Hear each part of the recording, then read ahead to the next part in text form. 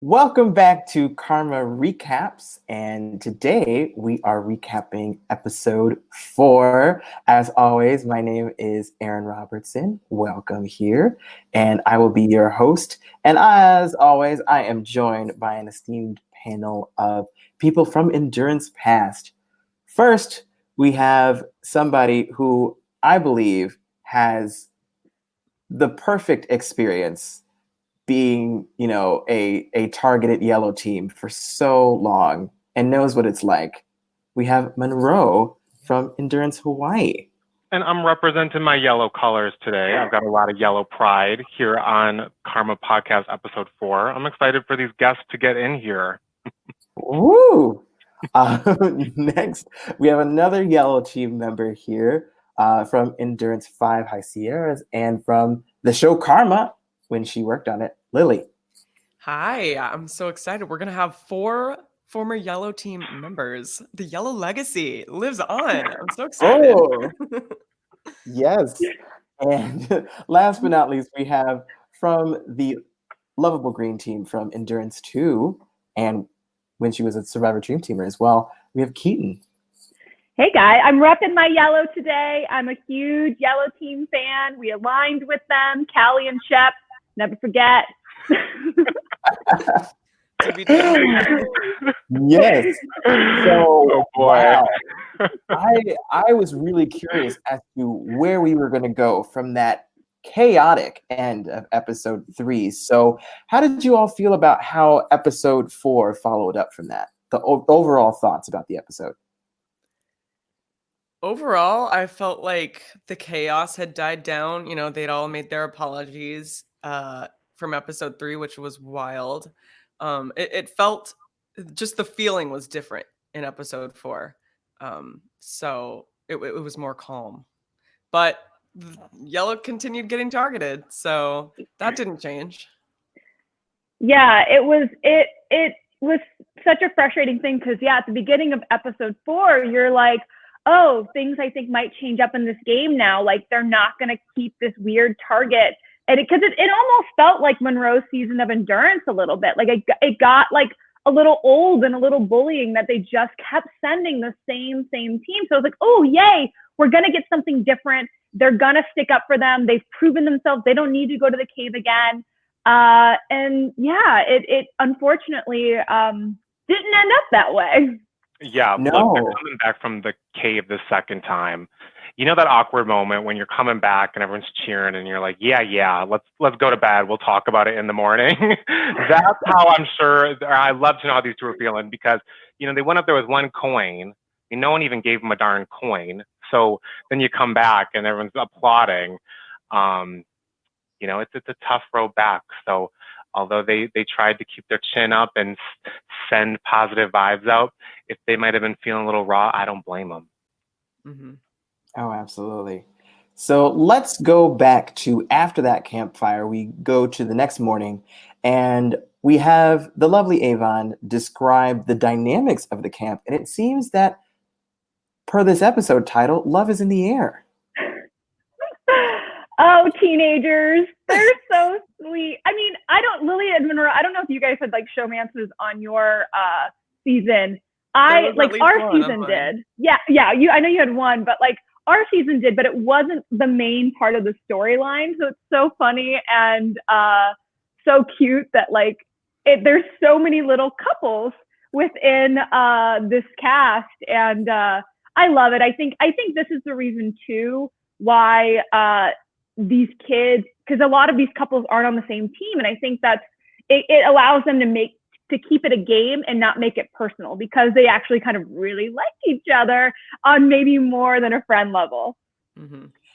Yeah, and that's an interesting side effect from Mac dividing the teams in the way that he did, is because people aren't necessarily with their first or second choice. They're all on the other team. So there's a lot of inter-team relationships, which are more prevalent than I would say the within the like intra-team relationships. Yeah, I think they're all on different teams.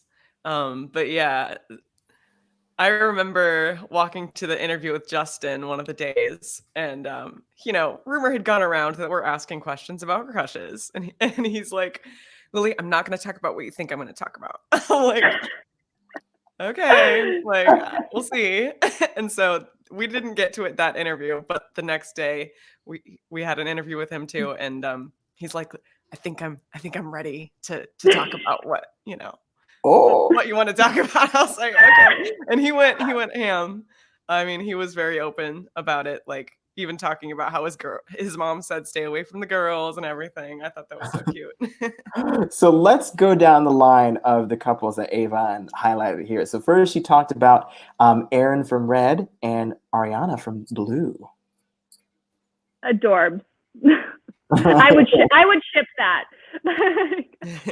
Yeah, Ariana was doing Aaron's hair and pulling it back, and it was fun seeing the interactions between the teams and getting more insight into how they're working out with each other. Yep.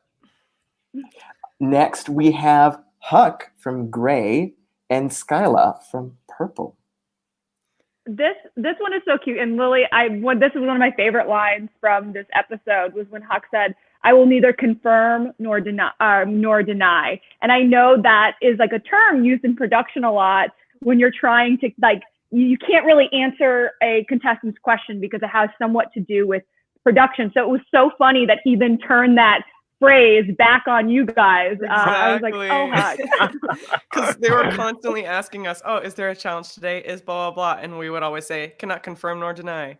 And so then when the other story producer asked Huck, that's what he was going to say, "Cannot confirm nor deny." And he just thought that was hilarious. We did too. We thought he'd get a kick out of that being in the show. Oh, I love it. Third, we have Andy from Red and Eli from Yellow.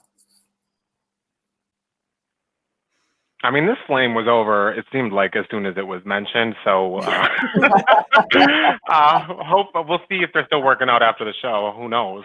Yeah, that was the one that actually kind of surprised me the most. I didn't really see that dynamic really influence the game in any way. But I guess we've already seen Andy demonstrate before that she can separate her personal relationships from the game relationships, especially with her close friendship with Skyly from episode 1, wanting to give her a coin, but deciding not to and giving it to Yellow instead. That's true. I also think that Avon's, interview about who's together was more so like, who thinks so-and-so is cute? Like, yeah. Maybe Andy thinks Eli's cute, but maybe she's not into him. I don't know. Andy is so professional, though. Like, she is here to win it. She is a professional athlete. This girl is, not distracted by anything. For sure. And then last, we have Justin from Pink and Sienna from Gray. Yeah. Doing patty cake. I love their interview. Yeah. That was pretty serious. You know what I find funny is that both members of Red and both members of Gray were listed in all of these showmances, but not with each other. I know, because Mac he did his work. He was like, "Oh, that's who you think is cute? No, bye." Shady-ish. And Andy was like, "Whoever I like, I'm not giving them my coin ever." So, JK, Andy, we love you. Oh, and Skyla being like, "I don't care if a boy's cute. I will send him to the cave pronto, baby." If you had a showmance this season, chances are your lover was going to be sending you somewhere. It seemed like it was the foreshadowing. It was very Shakespearean the way these 4 summer flings seem to wind up. Or maybe we'll see. So next we cut to the morning talk, and surprise, surprise, Orange gives the law of focus to Yellow.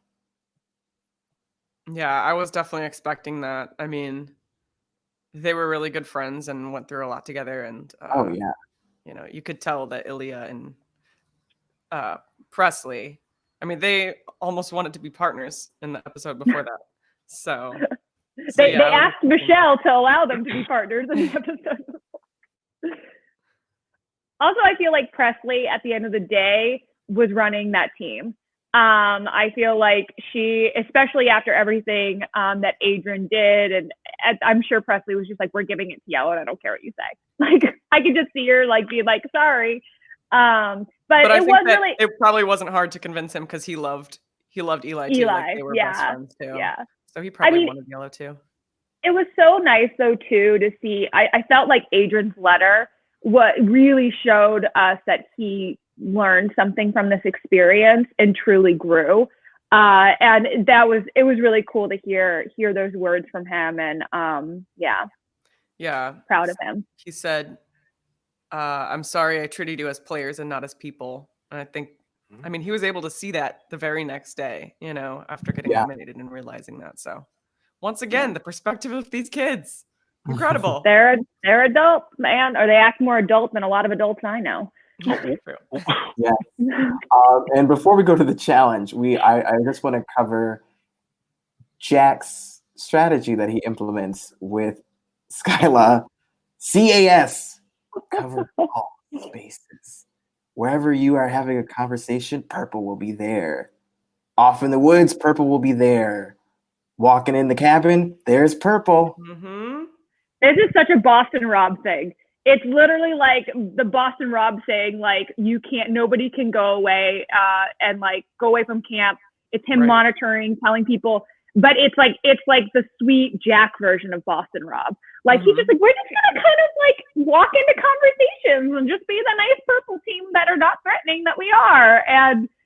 But you know, the evil mastermind that is Jack wants a name for it. Like I love his reality TV fandom, and just like he's also trying to explain it to Skyla. And Skyla's like, what are you talking about?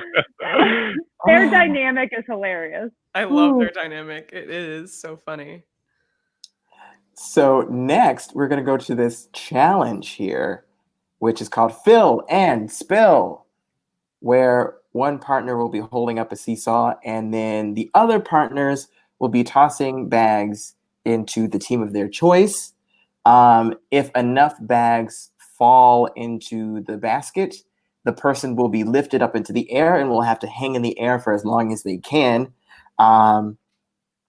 So it's more of a social kind of a game, but combined with a physical element as well, and a strategic element as well. So it was interesting to see how this challenge played out. You know, everybody's going after Yellow again, and I felt so bad for Eli having to stand there. I can't even imagine how heavy that seesaw must have been, and we'll be able to ask him once he joins us later here, because I see that both Eli and Ilya are here, so they'll be joining us in just a few moments here. But yeah, what was your thoughts on this challenge here, seeing it? I mean, I think political challenges, I think they're exciting and interesting sometimes, but it's hard to watch them because the underdog doesn't have much of a shot, you know? So I kind of wish that they had more of a shot, Yellow Team, to win that challenge, because that would have been an epic comeback. But it brought me back to my endurance season, because I also had a very similar challenge where I was holding on to a handle, and everybody poured their water into my bucket Yellow and lifted me up. So I was like, oh wow, this is wild to see. What is it with teams going after Yellow in challenges? I don't know. You know, you would have thought we would have learned our lesson when we picked these colors, that we would avoid them going forward. You know, the political challenge, my thought was, it didn't reveal anything we didn't already know. Like the first one with the water, we kind of learned where everyone stood. And so Yellow coming back from the cave a second time, right as Michelle explained the premise, like, well, I already know where Yellow's going to end up on this one. So it was an exciting challenge, but unfortunately for Eli and Ilya, I'm sure as they learned the nature of the challenge, that they were glad they maybe hadn't unpacked their bags since the last cave. This is one of the things, like one of my biggest critiques with Karma is I felt like the challenges were either physical or politically based. And I understand that they were trying to kind of have the element of karma and what goes around and really kind of drive that home and have it in every challenge. But I think like by making them all physical and / or political, you're taking away other kind of skill sets that, you know, a lot of these kids maybe kind of had more of than the physical stuff. And so they didn't really get to shine in that way. So I hope if there's a season 2, we do get more puzzle type challenges, or just different elements to the challenges rather than just physical strength, endurance, or just being the most popular. Yeah, it also felt like if you were socially on the outs, that there was less of a chance for you to be able to survive for a longer amount of time, just purely based off of, you know, in a political challenge. I mean, you're not winning that because you have all these other teams working against you. So, you know, even if you're able to, you know, do well in the Cave of Karma element, those challenges, you know, there's only one challenge. It's not like there's a samadhi and then you can, you know, come back from that and then, you know, so you have basically one shot to really save yourself, other than being in the Cave of Karma or convincing people to give you coins, of course. But yeah, it's do or die. I gotta say, for Eli though, he held on to that the bar. I mean, I saw some of the other dudes, the minute the bag or the lever got a little heavy, they just let go.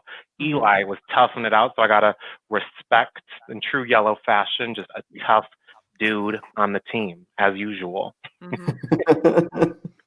Yes, and I was so happy to see Pink win their first challenge here, and especially for Avon, because I know that Avon and Ilya were close, and I know Avon really wanted to protect Ilya and not send Yellow to send Yellow to the cave for the third time. Avon, girl, I think we were all like in Avon's ear and at home, like, Avon, do the thing that it is we want you to do. I was really holding my breath there. I thought she was going to come back. I think she even walked out of the fire pit decision moment and had to think it over. I'm like, okay, Karma's she's having to break through people. I thought she was going to come back and tell Justin, like, look, you get a pick, I get a pick. Yeah, but what if Justin's pick was going to be Yellow if Avon didn't pick Yellow, you know? There's a certain... Sienna. He wanted to see Sienna in that cave. His girl. But yeah, I mean, I felt like Avon did as much as she could to try to convince Justin. I mean, including walking away at the announcement. But Justin's head was so into the strategy and less like, oh, it's bad to treat this team badly for three times in a row. It's like, I don't know how she could have convinced him otherwise. But I also feel like that's kind of a typical partnership, like you see in endurance, like the boy decides to make the decisions and like the girl is being emotional or something, you know what I mean? It's like it's kind of what you see in life sometimes, which can be frustrating. But to me, it wasn't an emotional decision. Avon it was so frustrating because I was like, Avon literally described how this is not an emotional decision for her. Yes, there's emotion attached to it, but strategically, Yellow has not won any challenges as a team. Yeah.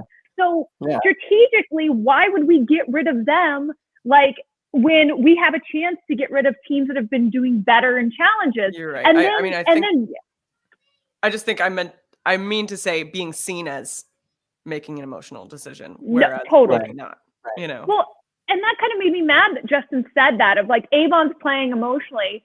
Don't just tell, like, because it's a girl that she's playing emotionally. Like, yeah, she can have emotion attached to her strategic decisions, but I felt like Avon was playing the smartest out of anybody and really thinking through everything in a karma way. Like, and she wasn't able to get her, like, her and Justin weren't able to see eye to eye. And unfortunately, like, Yellow was sent. And it was that I was so frustrated. Yeah. I also, I don't mean to take anything away from Justin. I mean, I think that his decision, it ended up working out for him. You know, I don't want to say that that was the wrong thing to do, but because of course that he had reasons behind his strategies too. Yeah. So, with that in mind, what we are going to do is we are going to take a quick break, go to our sponsors, and when we come back, we are going to have the yellow team join us, and we are going to be splitting this into two parts. So, this first part is going to be non-spoilers. So, we're going to talk everything from episode 1 all the way up until episode 4 that you're listening to now. So, and then towards the end, we'll just, have everybody that's spoiler free, let them go. And then for those who have seen the whole season, we're going to continue on and talk about the second half of the season with the yellow team in that second portion. So without further ado, let's circle over to our sponsors and take a break. Oh. And we're back. So hello, everybody. Welcome back. So I am so excited to have this team here. We are all wearing some form of yellow on us. We have 2 former yellow team members here. I mean, the yellow legacy is really strong today for this podcast. Yes. So this person received a free pass in the Right to Stay Challenge. And, pushed through her own doubts and really, really beasted hard during the partner challenge. And I it was so great to see somebody like Ilya. So hello Ilya, how are you? Yay! Oh my God. Hey. Queen of the cave. Yes. She's here. How are you, Ilya? Is that your karma I'm shirt? good, thank you. Thanks for coming on. Yes. Yeah. Nice. And Good. Thank you for having me. and to complete out this yellow team, we have Eli coming in as well. Hey! Our backflip king. I know. And also king of the cave. How are you Yes. guys doing today? Thanks for coming on the show. Thank you for having me. Thank you. Thanks for I showing up. Yeah, Guys. you guys literally are one of the classiest teams Oh. I have ever seen, either on endurance, Karma now. I mean, you two just seem like such good people. You're good sports, and you're both so like great. Like you're both so strong too. And it was such a pleasure to watch both of you grow and just your journey on Karma. Yeah. Thank you so much. Yeah, I'm sure, your law of karma was patience. And I'm sure during this journey in karma, you had to have a lot of patience. What was something that you learned about yourself in regards to patience, both in karma and after karma? In all honesty, with me, I had to understand that going into the cave, for instance, you had to just you couldn't put yourself down before going in. You couldn't say, I'm gonna go home, I already know it. You have to instill that confidence in yourself, and just be patient and don't rush anything. Wait for that moment to come and just live in the moment. Don't think too far ahead. And yeah, just really, we really had to embody that law of karma, which was patience, going through everything we did. Yellow. Yeah. Right. Yeah. Ilya? I think for me, what I learned the most about patience is you can't force yourself to think ahead. You have to go with the flow. You can't immediately think what's gonna happen ahead in the future. And you just have to be really chill. Just take things one step at a time. I love that. And this was alluded to a couple of episodes when we were talking to Mac and Skyly, but they had mentioned that when you were there with them, that they found their coin on the first try. How was that? Being in that moment, oh wow, out of 10 jars, they found the coin, and now we have to find this coin, or else It was do or die. Yeah. It definitely put us on our toes for sure. It was a shock. When they first went behind that pot, and Max kind of eyeing me like I know it's this one, Elijah. Give me some type of signal.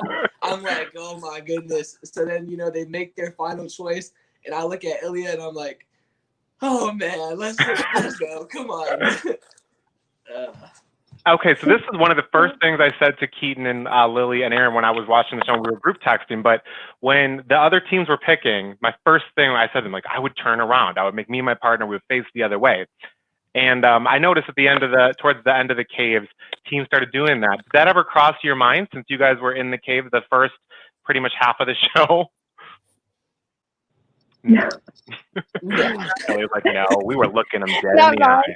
Ellie, I felt like you had such good strategy because I don't know if anybody else said this, but I remember you were like even telling like Eli, like, we should move this pot a little bit. Like, you guys immediately kind of like brought this strategy to the cave because you went there first. And I just was so like impressed by the fact that you thought about that immediately. Were there any other like strategies at the cave that you were implementing but kind of didn't make the cut?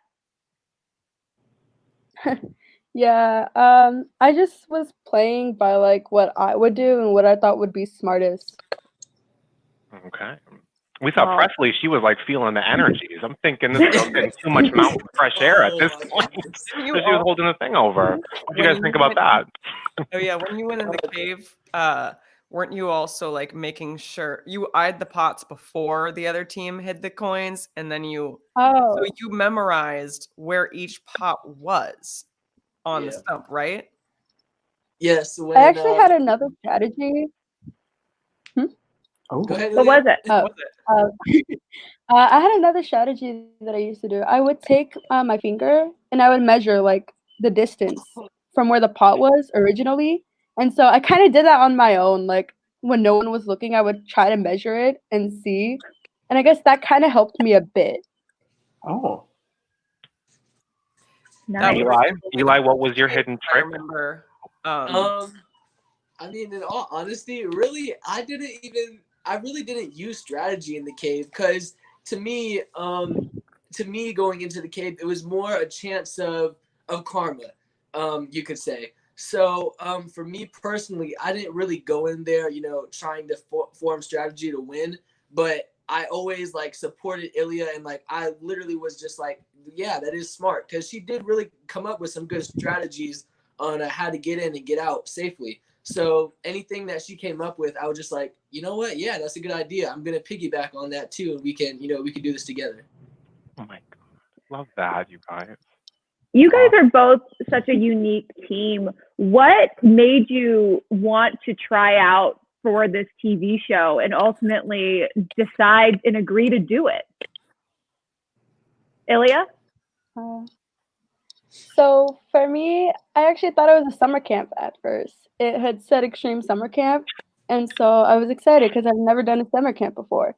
Then I found out it was going to be a TV show. I was like, oh, okay, well, new things, new adventures. I'm up for anything new. So yeah. Eli? The funny thing for me is I actually had like I was thinking about doing it, but I actually didn't even want to really audition because I thought that I wouldn't get in. I thought so many people are going to be doing this, and what is the chance they pick me out of people all around the country? And my mom actually found it scrolling through Facebook. So I was like, you know what? Let's just do it. I'll just be me. They get me. And it was a while until I actually forgot I even auditioned until they gave me a call back. But it was crazy how I came upon the opportunity. Oh, wow. Ilya, going back to the first episode, your first interview was about wanting to prove to girls who wear hijabs that they can do anything. Like, how do you feel about you like achieving that goal, and why did you set that goal for yourself? So I've been receiving a lot of comments and a lot of like DMs by people saying like, thank you for representing us. I feel so like represented. And honestly, it just like, it makes my heart soar. And like, I set that goal for myself because I know that's what I wanted. Like, I always wanted to see just, like a Muslim girl, even just for a little bit. Like, it always makes you happier because you don't really see that a lot. And I know I wanted to be there for my sister. I wanted my sister to see me and be like, wow, if she can do it, I can do that. So, that was the reason why I went on the show. I wasn't really thinking about anything else. I just thought representation. That's it. Well, you represented. Let's just put that out there. You did it. Both of you guys did, to be honest. You guys represented for whoever you were coming for and for yellow players in the past. You guys really did. Yeah, Ilya, as such a huge fan of reality TV, like my entire life, it was so refreshing to see a Muslim woman on a show, and also a Muslim woman who, like, I just felt like the way you carried yourself, and you were so strong, and even though like you were Muslim and that's something that defined you, you were just you. And it wasn't like this overarching thing where I was always like, oh, Ilya's the Muslim girl, Ilya's the Muslim girl. It was Ilya the person, Ilya the player. And I think you were just, you taught me so much about young women like you. And I just thank you, because it's such a huge deal that you were that representation. And I hope moving forward, we will see more young women like you. I hope so too. Thank you. I want to ask these two though, because you guys got the patience law, it seems like. So after the second time you got sent to the cave, I mean, if I were you, I went up there with no coins, I would have lost it. And in fact, when I got sent to my second temple, I did lose it. I poured water all over my cast members' beds, and then I had to come back that night and own up to it. I would have lost my patience a lot earlier than you guys did. How did you keep your composure when these people kept coming after you? You want to go first? Okay, so I mean, in all honesty, I wasn't really surprised that they sent us again.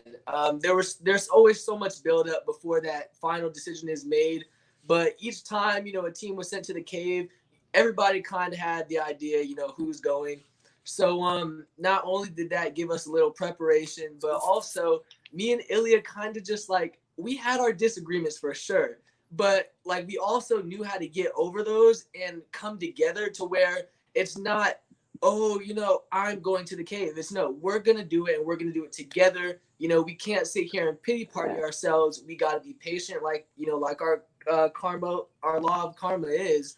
And we're going to do it together. So we have each other's back, and we're not going to sob about it. We're going to go in this and be confident. I love that. You guys are so cool. God. You guys are like so classy. I can't. Like the classiest. I would love to get your perspective, actually rewinding a bit before that second time, of what happened during that third episode, because I mean, I know that Eli, we saw you with Adrian and Huck, with your plan of, hey, let's catch Luke doing what he does, spreading rumors. We need to test this theory, and how that all devolved into what I don't even know how to describe what that was at the end of episode 3, but chaos. Yeah. That ensued. The funny part is that actually, I think, so when they initially came up with, so first let me just say, we all knew that Luke had proven to be, deceiving and, spreading those false rumors. But a lot of the times people wouldn't believe us. So I think I was actually out on an interview or a walk, and Huck and Adrian put together that idea. And so when I come back, they, fill me in, and I'm like, wow, that's like actually a perfect idea. And, Pink was in on it. So, I was like, let's test this theory. So now, hopefully, in my mind, I was thinking, we proved that, he's proven to be untrustworthy and, lying, then maybe it'll make everything better off for our teams. Obviously that didn't work that well, but I mean, in that moment, especially when they won that second challenge, I knew it. I was like, it's gonna be one of us three, and at this point, there's nothing we can do about it. So we just gotta roll with the punches. Yeah, that was crazy. After there were 3 teams versus blue, and then blue pulls out the win at the next challenge. That was wild. Yeah, and kudos to them. They came clutch, but I mean, Elia, I have a question about like the dynamic of the girls. So like the guys, they kind of all like seemed pretty not broy, but they all seemed very friendly with each other. And the girls did too. And a lot of these times, even though I felt like you guys were being ganged up on, it still felt like they were being super supportive to you. Did you feel that way during the game?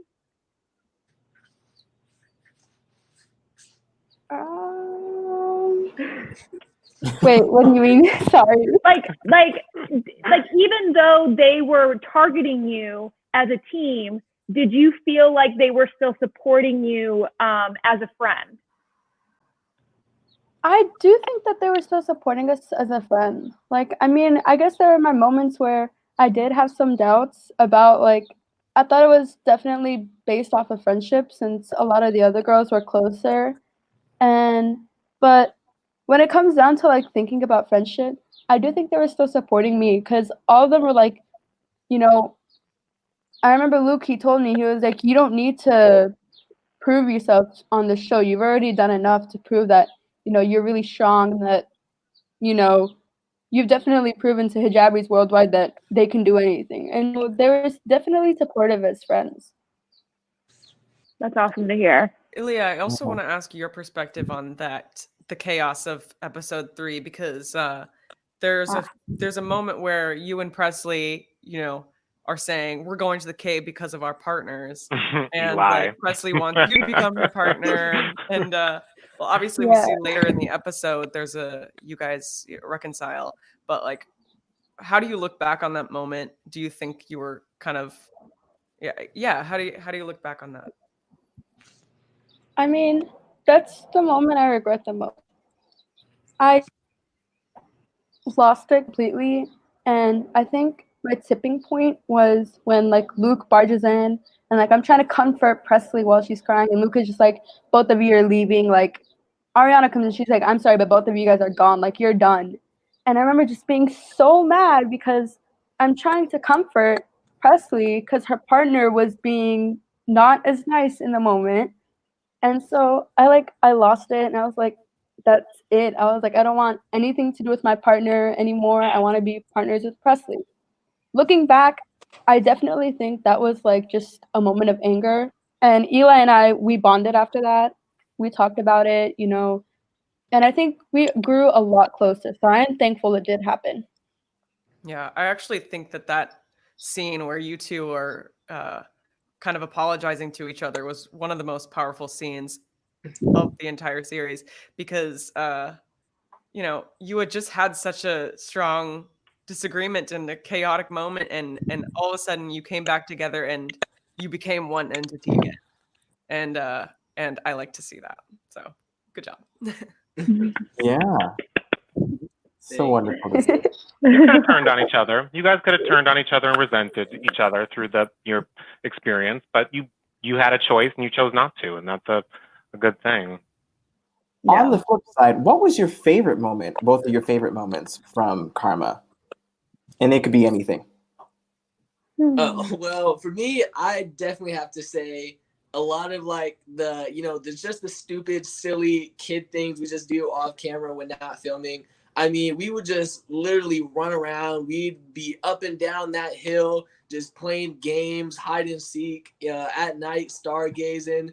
Or, we're supposed to be in the cabin by a certain time, and we're still talking about, oh, it's time to go to bed. I still got to go brush my teeth, So just doing those funny, stupid things that we used to do. Yeah, the same goes for me. Like, I think it's a lot of the off-camera things we did. I remember me and Presley, like, we cracked up a Percy Jackson joke, and we both started laughing for like 5 minutes straight. Like, that was it. We were just dying out of laughter, and it was like my favorite moment because she was the only friend that I had that actually understood that joke. Oh, what was the joke about Percy Jackson? I love Percy Jackson, by the way. So basically, Aaron was laying down on Presley, And I remember, I think we started bugging Aaron about something, and he was just like, let me lay down on my gay best friend in peace. And so in that moment, I was like, wait, that's something Leo Valdez would say about Nico D'Angelo. And I told her, and we both started laughing for like 10 minutes. It was the best thing ever. Speaking of your relationship with Presley, that was something, I mean, it was touched on in the show, of course, but you know, you guys got to know each other a lot more than we were able to see in the show. So yeah, I mean, Presley's like out as a lesbian. I mean, some would think that you guys maybe wouldn't get along super well, but you did. Like, can you talk about your guys' friendship? So Presley and I, she was like the first person to actually like welcome me on Karma. Like before, I was just kind of like, you know, doing my own thing. And then we started talking. I can't remember how we started talking, but we just started talking and getting along, and we grew really close. Like first, I was reading Percy Jackson, and we kind of built our friendship off of that. We would spend a lot of time together. I remember we built a monument. We built like a little monument together. We would grab rocks and like flowers and sticks, and we would like build it. And we were like really close. It's funny because people wouldn't expect it, but like we were really tight with each other. She was like the only friend that I actually had on Karma, and it was really nice to be with her. Yeah, she's a good one. That was awesome. Yeah. I have a question for Eli. So, in terms of the challenges, which one did you find was the easiest for you? Which was the hardest to do? Okay, so I would definitely say the easiest one would probably be the Right to Stay challenge, just because it was an independent challenger, obviously, and also when it's like Michelle kept saying, it's not who comes in first, just don't be last, something like that. She said. So you know, being able to just get through it myself, but also just the person I am in general. I like to be a helping hand. So you know, being able to help people form those quick friendships, you know, throughout that challenge was definitely probably the easiest. The hardest one for me would definitely be, I really want to say either honestly the cave for sure, but also it was like a seesaw. I forget what it was called, but that was definitely one of the hardest ones because it was it was a physical challenge, yes, but it was also very political. So it was kind of how much people want you gone and how much people want you like you. So that was definitely, you know, one of the hardest ones. Politics. I'll tell you. I know. Let's talk about that final cave where unfortunately we had to say goodbye to you guys. Going into that, did you guys feel like pretty confident, or were you feeling like, oh no, it's our third time, our luck might run out? Ilya, you want to go first? I mean, at this point, I kind of lost hope. Like, part of me was like, you know what? This might be my last time. It's okay. You know, what happens, happens. I didn't really think too much about it. I was like, if I go in and I come back, it's meant to happen. If I go in and I go home, that's just how it's supposed to be. Yeah, I kind of could say I felt the same. I mean, going into the cave, I obviously had that mental breakdown that I honestly didn't want to have, but it just had to happen. But I also thought, you know, going in the first time, everything was on our side. Going in the second time, we had all the odds against us, but we still came back. So going in for a third time, I think I can recall I said, let's hope that third time's a charm, because now it's completely even. So I was definitely nervous, but I agree with Ilya. I was kind of just like, you know, everything happens for a reason. So if we're meant to stay, we'll stay. And if it's not, then, you know, it is what it is. Well, it sounds like you guys were better with the outcome than the rest of us, because I think we all collectively were more upset. Screaming at the TV. Before we get into the spoiler portion, did you have any final words that you wanted to say about your experience for those who are still watching the series along with these podcasts? Or any advice? I have a question. Oh yeah. So going into the final cave, or your guys' third cave, you were kind of having a lot of thoughts about karma wants me here, but I have to find out why. Like, and that you were using that as something to convince the other teams to make the coins even, which worked. So good job for that. Mm-hmm. So looking back, since you were really questioning, why does karma want me here? I have to figure out why. And then you went home. Looking back, why did karma want you there? Like, what did you take away? Me personally, like when I was on with Michelle the other day, I just really, out of the entire experience, I really took away that, you know, everything happens for a reason, and also that, you know, sometimes in some situations, you just have to step away and observe, because after watching the show, in all honesty, I don't want to spoil too much, but all the backstabbing and the lying, deceiving, and all that. If I could, I wouldn't be able to keep my mouth shut if I knew about that. You know, I'm one to speak my opinion. I'm very opinionated, like Adrian himself. Except, you know, I wouldn't be able to hold it in. So, you know, I take away that everything happens for a reason, and of course, I'm very thankful for the opportunity and glad that, you know, we did as well as we did. I think what I took away was the whole like message I wanted to put out there. I felt like I achieved it pretty well, I think. And then I definitely took away that I could do literally anything I put my mind to. Because that was another thing. Like this show, I think I forgot who I was talking to, but it was like during an interview, and they were like, "Oh, do you think you went on there for like yourself as well?" And I definitely think that. Like part of me was like, because I'm very like I have very low like self-confidence, and so to be able to go there and do as well as I did, that definitely helped me a lot, like to become who I am right now in this moment. Good. Amazing. Yeah. You guys are both so great. Yeah. And I remember, I mean, this particular story didn't make the cut because, I mean, just it was a little long. But I remember you telling me that people in your school told you shouldn't be on the soccer team because it'll be too hot for you in Texas. And you were like, what? Like, you've been told so many times, like, you shouldn't do something. And, you know, I mean, you internalize that, right? Like, so you probably wanted to prove to yourself too. Yeah, definitely. I think that's what it was. That's what it was. Because whenever I tried out for sports, they would always tell me that they're like, "Oh, you're wearing long sleeves and a scarf. You know, you might as well quit now." And I was constantly put down, and it definitely brought my self confidence down a lot. So being able to go here and like just do what I did, that definitely helped me a lot as a person. Yeah. And for all those haters out there in Texas and the soccer team, look who's hot now. Ilya. Yeah. HBO, baby.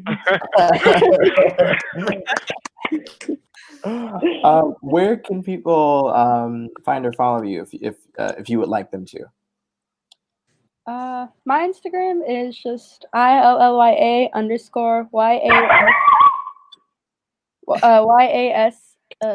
YASMEEN. Ilya Yasmin. So that's my Instagram. For me, you can follow me on TikTok, Facebook, Instagram, all at Elijah Naidas, ELIJAHNAIDAS. And what are you guys up to right now? Like, I know obviously quarantine has changed all of our lives in one way or another, but what have you guys been up to since Karma filmed?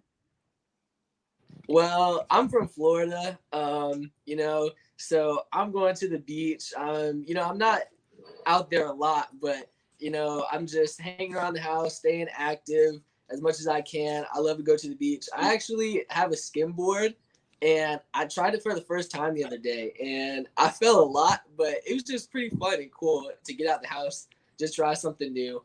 So I've just been hanging out. I've been doing the opposite. I've been staying in my bed most of the time and either reading or watching K-dramas. Yes. Yes. Oh, okay. Sorry. Which K dramas are we talking about here? The newest one, It's Okay Not to Be Okay, or Psycho, but It's Oh, Okay. That one is on Netflix. If you haven't watched it, watch it. Oh my god. You guys watch the K drama? Maybe I'm the It's only a one. Korean. It's a Korean soap opera. Okay. All right. Basically. Nice. But the plot is a lot better. It's a lot better. yes. Hey, I like soap operas. I just have not heard the term yet. So, okay, Yeah. I'm learning. Endurance Hawaii was a soap opera. Yeah, literally. That was a tragedy, is what that one was. But Monroe lived a K drama. I'll check out those K dramas. Well, look, Eli, when you're skimboarding out there, be sure to wear a mask. Be careful on those beaches. Stay away from jellyfish. Yes, jellyfish. No I bueno. got stung the first time. Like, we went to the beach and I got stung. And no water for me for a while. Yeah. Do you guys still keep in touch with like the other Karma kids throughout this time? We have like a big group chat. I keep in touch with a few of them. I don't talk to them all. You know, I'm not in the group chat, but I do like talk to them one-on-one all the time, basically. Awesome. But yeah. So Go, Aaron, go. Yeah, let's go ahead and get into this spoiler talk here. So if you've been spoiler free up till now, feel free to leave. We catch up with the season, come back, listen.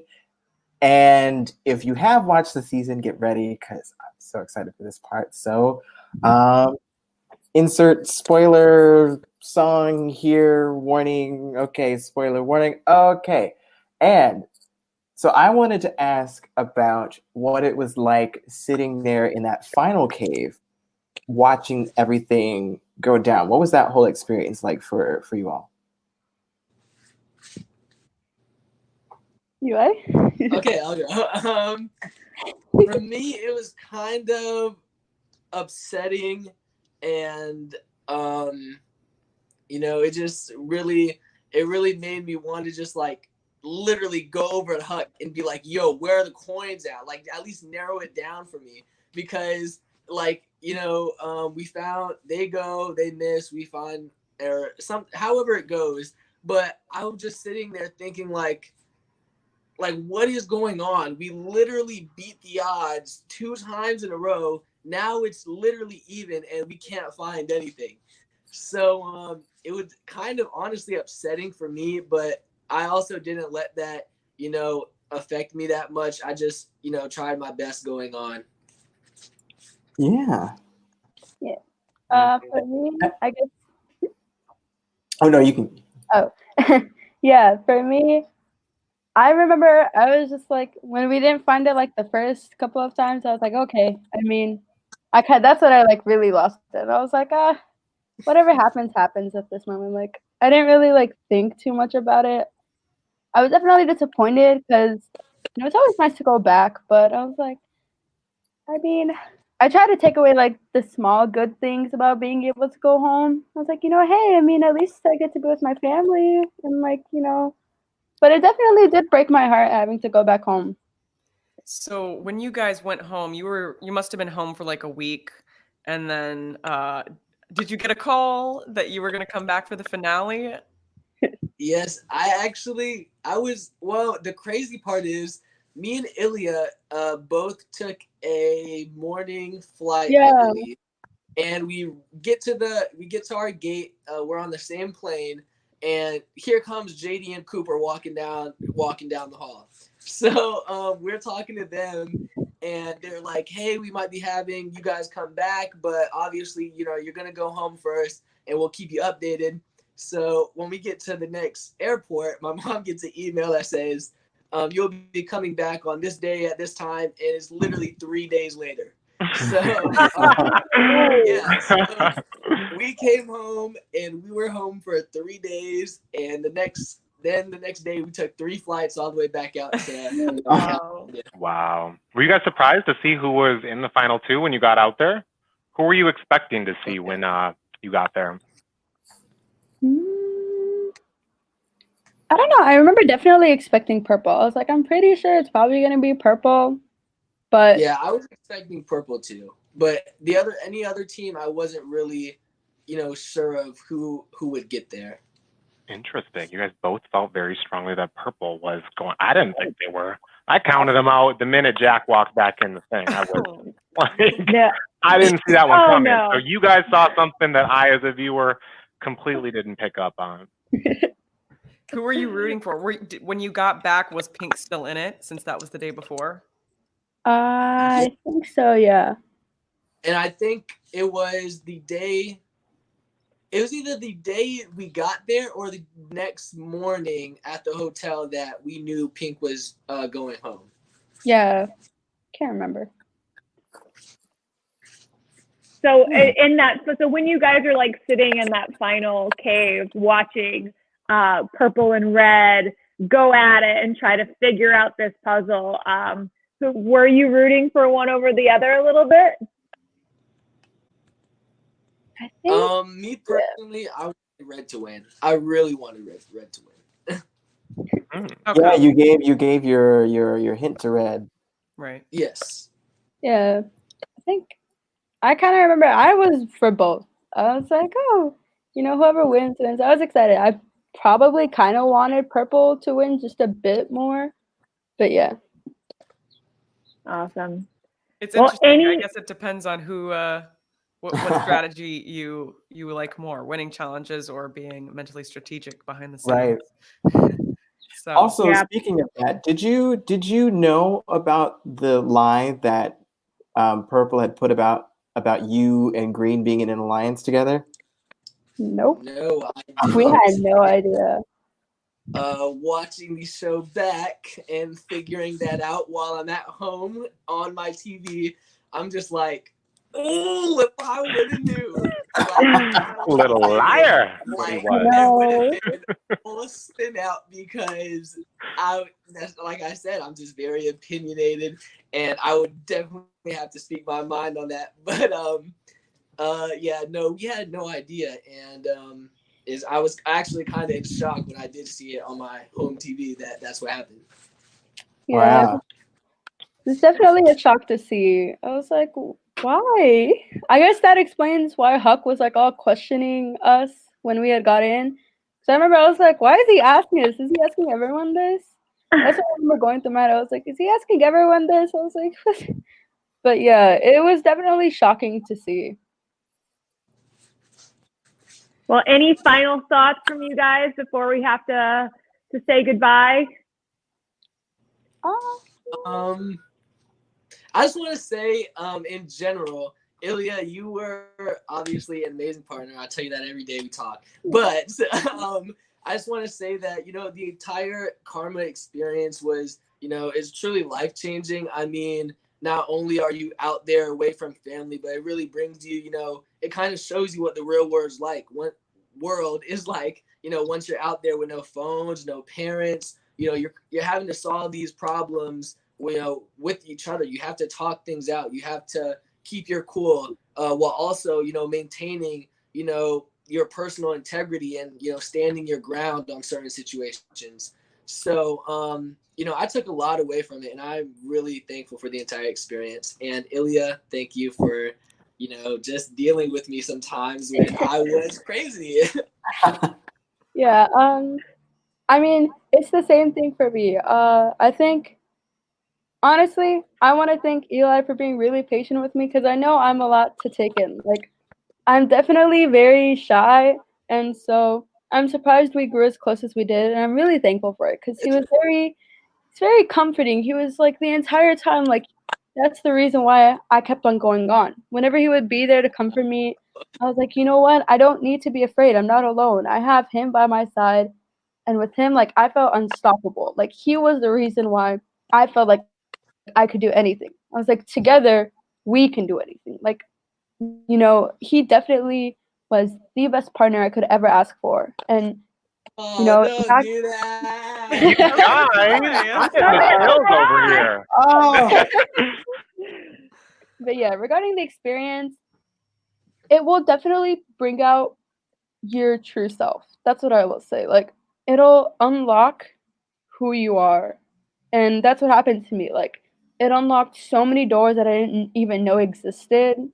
And it introduced me to like this whole new self. And it definitely prepares you for, you know, situations like that. And so I'm beyond grateful that I was chosen at least and even considered to be in the show. And it's an honor to be able to represent, you know, Muslims around the world and to, you know, just be able to show people what we're made of. Yeah.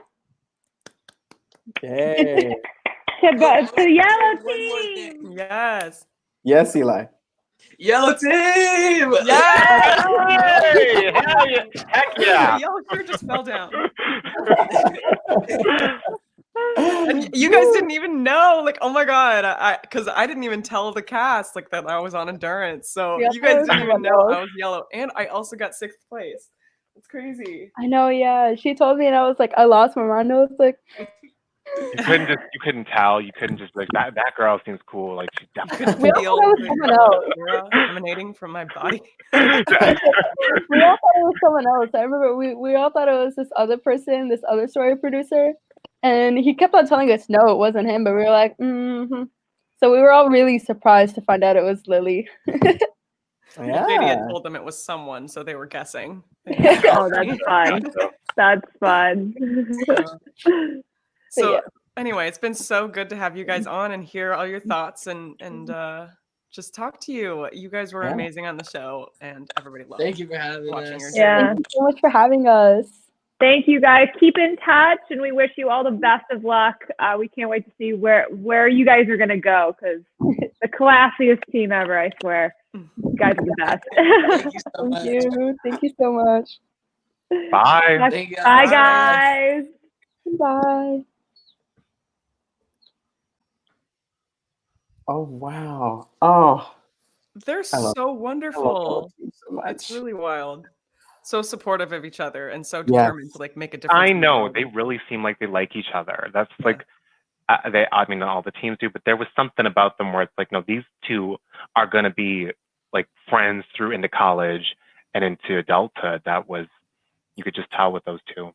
Mhm. It's gonna be like a me and Mike situation. I feel like there's a Mhm. certain connection like they made. And I think when you get paired with somebody and you don't realize there's a connection there, and then like I just like literally was tearing up when they were both talking about each other. I'm like, oh, what a great episode, guys! This was fun.